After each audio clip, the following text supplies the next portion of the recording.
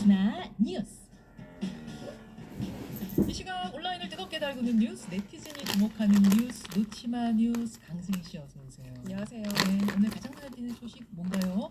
가족과의 관계 회복을 원한다는 박수홍. 그러니까 박수홍 씨 형제 간의 갈등이 이제는 가족 전체의 갈등, 응급실까지 실려가고 진짜 왜 이렇게 일파만파죠? 상황 네. 정리 좀 해보죠. 네, 일단 이 최근에 가족들 간의 검찰 대질 조사가 열렸죠. 여기서 그 박수홍 씨의 아버지가 박수홍 씨의 정강이를 걷어차는 폭행, 그리고 좀 입에 담을 수 없는 폭언, 이렇게 이어졌습니다.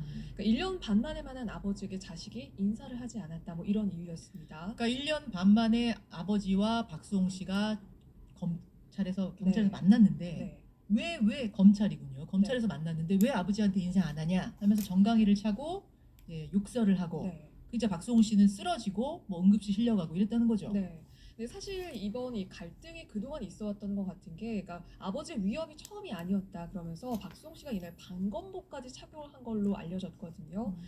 그래서 이 최근 갈등 과정이 계속 있어왔고, 그런데 어머니는 사실 크게 수면 위로 드러나지가 않았었습니다. 그런데 박수홍 씨가 가장 원하고 있는 거는 지금 어머니와의 관계 회복이다. 지금 이 갈등 이후에 또 이렇게 드러났거든요. 어머니. 네. 그러니까 알려진 바에 따르면 박수홍 씨가 어머니에 대한 효심이 굉장히 깊다고 알려졌고요.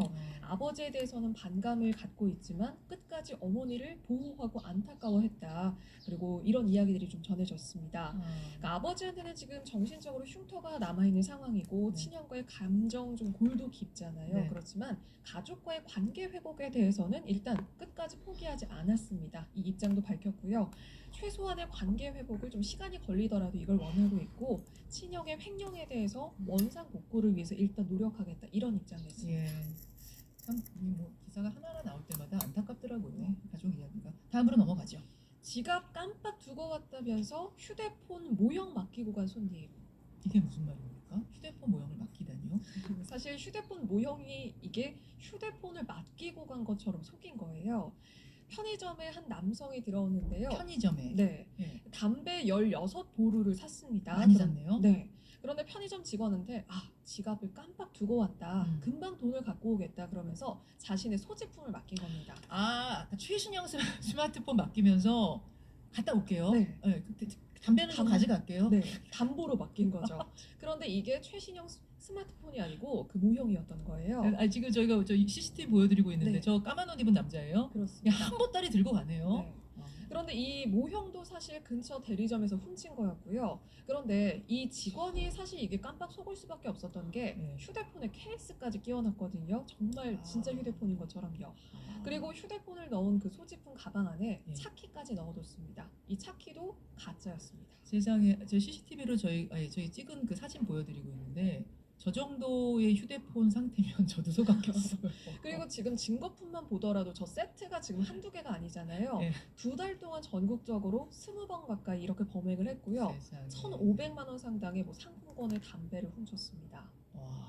네, 이거를 동네 슈퍼에 팔아가지고 현금으로 만들었던 거고요. 예. 그런데 이번 이게 범행이 처음이 아니에요. 이미 2번이나 징역형을 받은 적이 있거든요. 그러니까 사실 이게 손쉽게 범행을 할 수 있다는 생각이었던 것 같은데 꼬리가 길면 이렇게 잡힐 수밖에 없습니다. 당연하죠. 요즘 CCTV가 뭐 도처에 깔려 있는데 안 잡힐 거라고 생각했으면 이 말도 안 되는 거고. 청취자 해달 별님 참 정성이다. 제가 이런 얘기 나오면 늘 하는 얘기 있잖아요. 저 머리로 뭐 좋은 일 했으면 혹은 공부를 했으면 크게 성공했을 거다. 다음으로 가죠. 현관문에 개복이 낙서한 남성, 피해자와 아는 사이였다. 저희가 한 이틀 전인가 전해드렸잖아요. 현관문에다가 그 빨간 색깔 스프레이로 개복이 써놓고 사라진 남성. 네. 이 집주인은 너무 놀라가지고 지금 이사까지 간 상태다. 근데 찾지 못하고 있다. 저 남성을 찾았어요? 찾았습니다. 누굽니까? 이 집에 인테리어 공사를 했던 인테리어 업주였습니다. 3년 전에 이 피해자 집의 인테리어 수리를 했는데요. 이 피해자 측의 공사 대금을 매일 현금으로 나눠서 달라고 했대요. 그랬더니 피해자 측이 이 비용에 세금이 포함이 안 돼 있는 걸 알고 부가세 낼 테니까 영수증 달라 이렇게 얘기를 했지만 이 업주가 거부를 한 겁니다. 그래서 피해자 측이 이 사실을 탈세 사실을 관할 세무서에 신고를 했어요. 예. 신고를 당하면서 이 업주가 벌금을 낼 수밖에 없었고요. 그리고 빚을 이것 때문에 많이 지게 되면서 피해자한테 앙심을 품게 된 겁니다. 보복 범죄군요. 그렇죠. 저거. 네. 이 개보기가 무슨 뜻인지에 대해서는 술을 먹어서 그때 잘 기억이 안 난다. 지금 이렇게 밝혔고요. 아, 그런데 이 인테리어 업주가 여전히 아파트 단지 안에서 공사를 하고 있다고 하거든요. 그러니까 단지 안에서 마주친 적도 있어서 경찰이 일단 피해자를 신변 보호자로 등록을 한 상태입니다. 아니 지금 저 보복 범죄인 게 밝혀졌는데도 그러면은 별다른 처벌이 없어요? 경범죄가 다예요? 지금 신변보호 대상자로 등록한 것도 최근이거든요. 네. 근데 이거는 조금 더 살펴봐야 될 것 같습니다. 아, 지금 무슨 뭐라고 내가 글 썼는지 기억도 안 난다는 네. 거잖아 이 사람. 술 취해갖고.